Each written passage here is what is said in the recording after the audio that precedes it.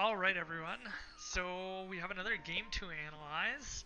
Hopefully help you guys bust through these barriers. We're going with a little bit higher level this time. 1000 to 1200 is the rating we're going for. These ones are both about 1200 rated players. It looks like a doozy of the game.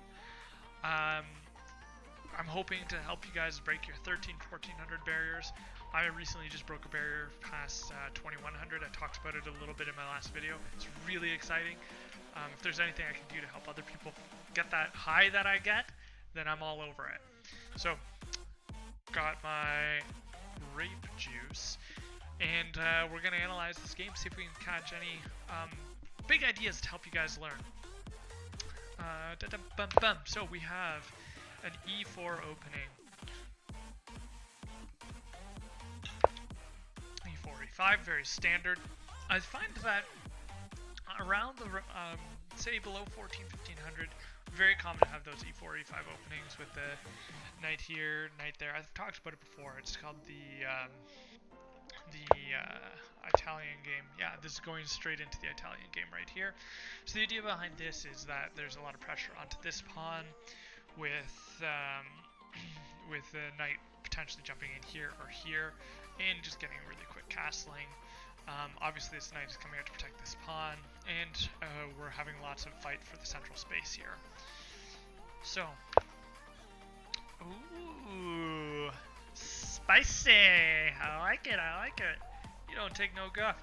Breaks an opening principle, moving the same piece twice in the opening. More principled is, I don't know, either going copycat or, I don't even know, I haven't played an Italian game in a while. I don't know what I would play in that position as black. Probably play something solid because, like, first of all, you don't want to put the knight out or else you get a hit with the fried liver, but then you can play whatever the heck that one's called. What's it called? I can't remember what it's called, but it's essentially where you do that, you come in, you check, you take that, queen comes out, and just everything is fine. Anyway, okay, we have a trade. So, I mean, you moved a piece twice, and now you don't have it anymore. So, the only reason you should move a piece is to improve its position or to take something. And preferably to take something that is worth more than the piece you're playing. So, the more you're moving it, the more you're just saying, I don't know where I want it. Okay. The other problem is that now this pawn is out, so you've seceded this square, and this king is in a sense wide, and there's nothing blocking that pawn from walking, and it kind of becomes an awkward pawn to defend, because you don't have a pawn to put here. Okay, so queen comes out.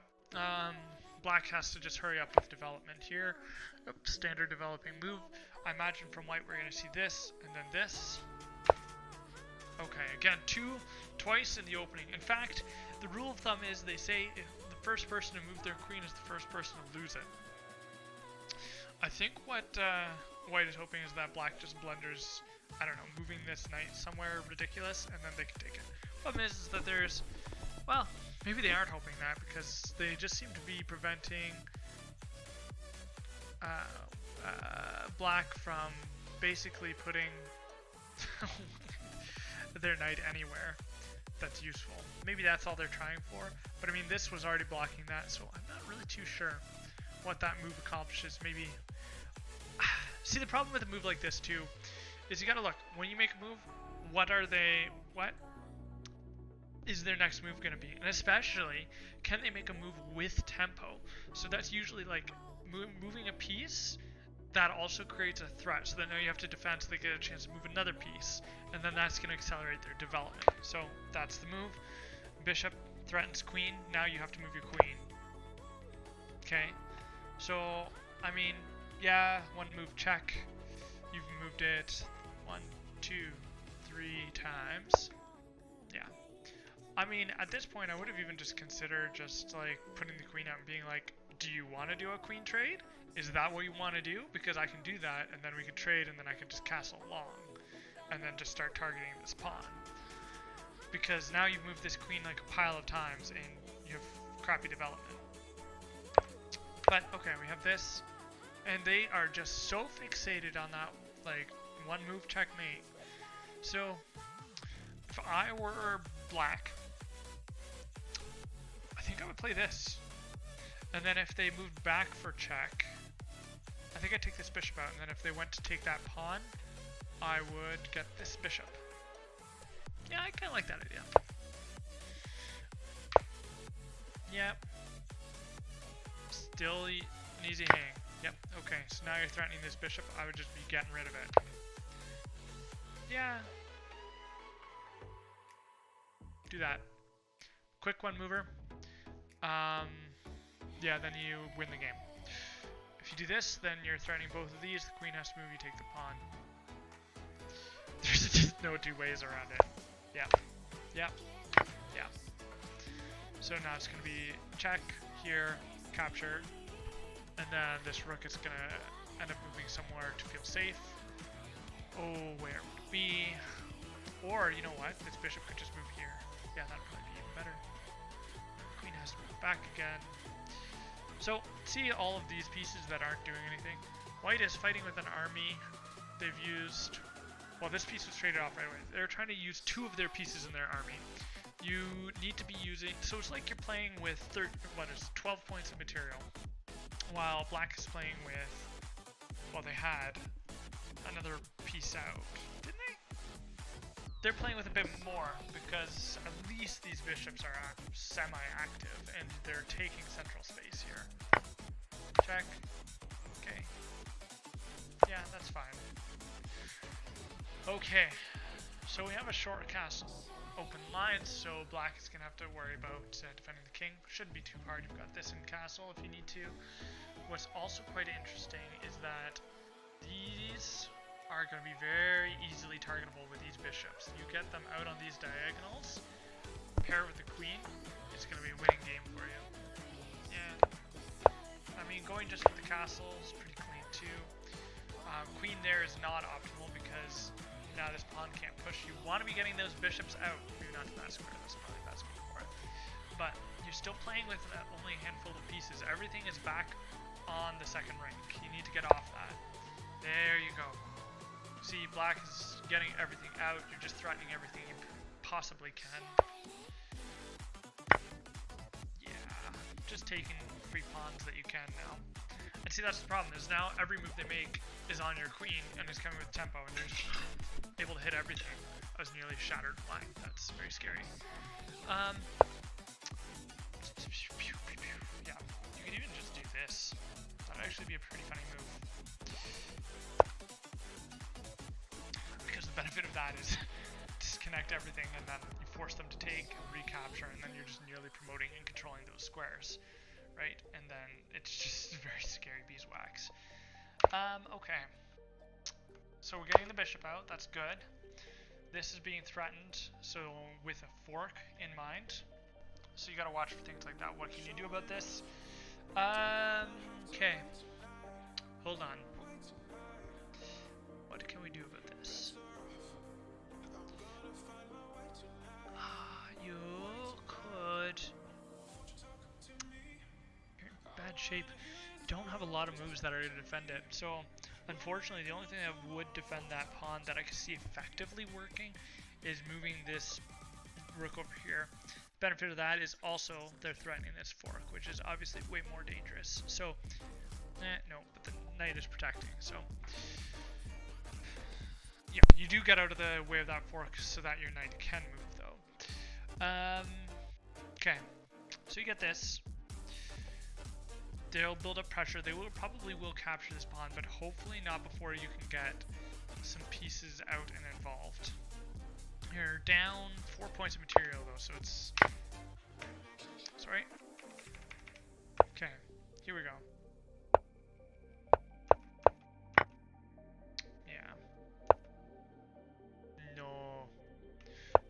Bad move. Yeah. So problem with this is that's just a free piece for black because they have it.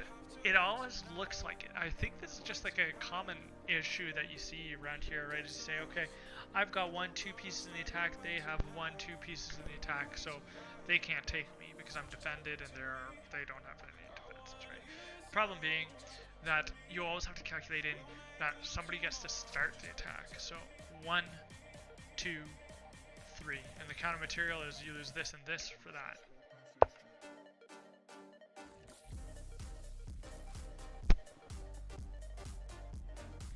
What? What just happened? Okay. What?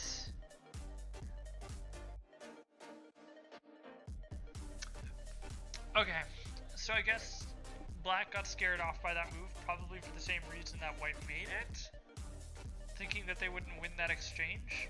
But I mean, black is already up, so a trade benefits them. An equal trade especially is particularly helpful. Now we have 1, 2, and no defenders. So there's that. Now here's a question for you. This could be, you could consider this a bit of a puzzle. What do you take this bishop with? Do you take it with this bishop or that rook? There's a correct answer. We'll see. That is not the one. It looks like the right one because you threaten this rook, and that feels like a good thing, right? Like now you get a chance for another move, and yada yada yada. You're gonna take this pawn, so forth. It can't be defended by the rook like this. You're like, oh, happy days.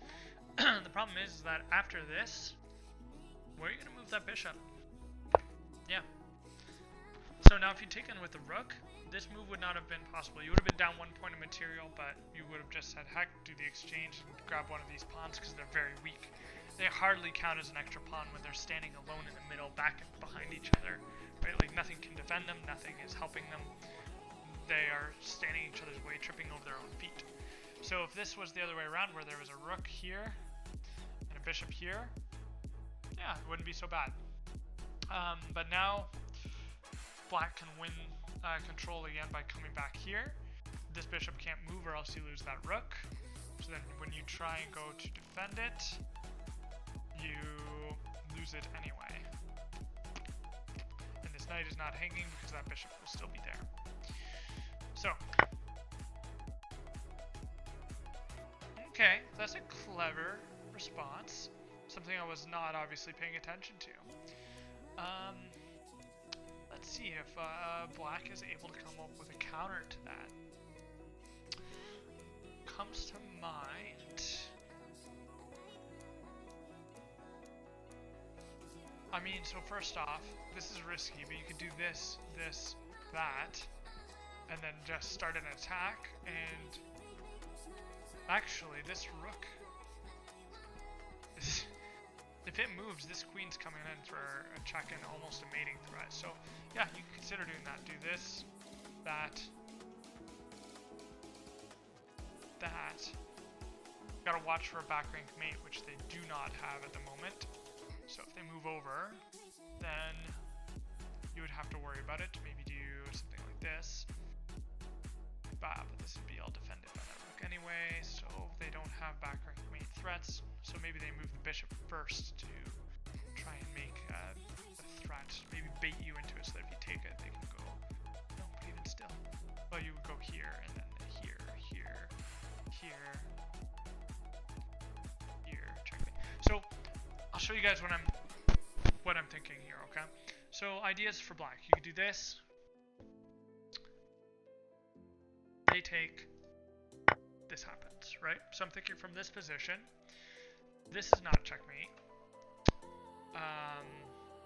You could try and do this to force this, that, that, that, that, which is checkmate. So you have to be careful of things like that. So if this bishop moves, you cannot take it. You instead would need to take this. Get that checkmate. So that would be a fun trap to lay. Anyway. Oh no. Okay, sorry, what happened here? Take. Okay, threatening the rook.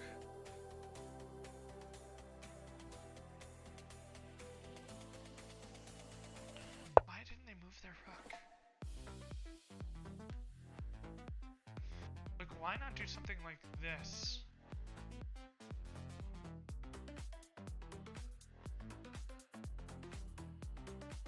Then bring the other rook in behind. Because then that can go there, but so if you do this, and that's forced to move, then you can come back here. Then you can go here, here, there, checkmate. Not a good move. That's just a blunder of a rook. Clean blunder. Okay. So we're back. Wait, did we start? Who was ahead at the beginning of this? I don't even remember anymore. I was just very confused by that one move. It threw me off. And that last one was a little confusing too. But, okay. So we have some threats being made here. So, here's the thing. If this knight were there, this would be checkmate. Well, they'd move here and then it'd be checkmate. So, something to keep in mind. Might be even a good idea to try and just deflect that knight in a stupid way. Like, I don't know, do that. Well, queen can take. But you just look at things like that. Okay, so now I know if that knight moves, I'm checkmating him. But, okay. Here. There. Maybe here?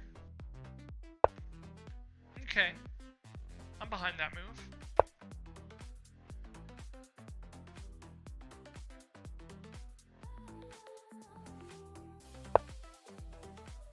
Okay. There's that fork. Good catch. Good catch, White. This is such a back and forth game. Sorry guys, I feel like my mic is sketching out on me here. This is such a back and forth game. I didn't even look at that. I was just too focused on what was going on. My mind was blown. Okay. And double threat on the queen, but coming in with check. Okay. This is where you start counting squares. This, this, and this are blocked. This, this, and this are blocked. This is blocked. So in a sense, you got a back rank still waiting. And there it is. Oh, what a beautiful checkmate at the end too. Props to Black for finding that, and honestly a very interesting game, guys. So back and forth. I'd really say it's just those one move blunders you guys gotta watch for, like this one here, and I should point out where the rook is taken. Gotta watch for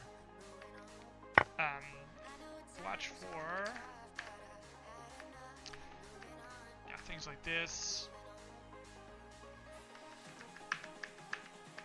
Things like this.